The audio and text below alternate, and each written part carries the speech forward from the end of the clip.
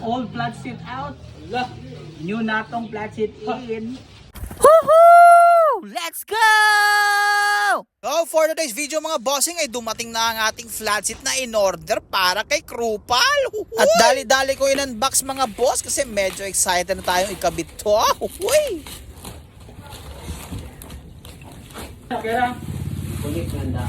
At eto na nga ang flat seat na natong mga bossing, natong na mahal ka for nice 125.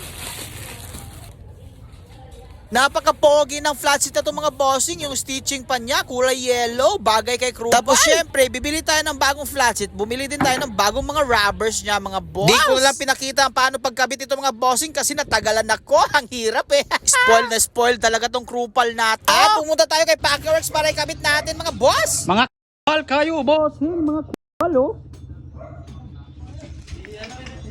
Itataod natin to mga boss. Tataod.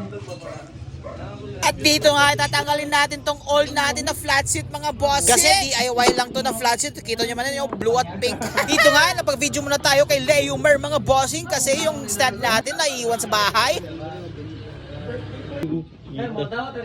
Ito, hindi ko.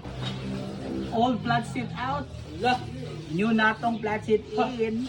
Palabok.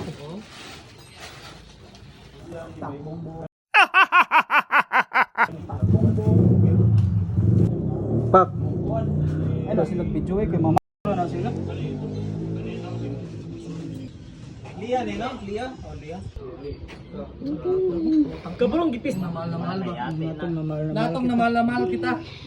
At dito ay kinabit na natin yung bagong flat seat natin. Napaka-spoil talaga to ni Krupal mga bossing. Siman yung ano, helper ko. Helper ba yun? Pila sila. Soon to be. Sasampa ng bar.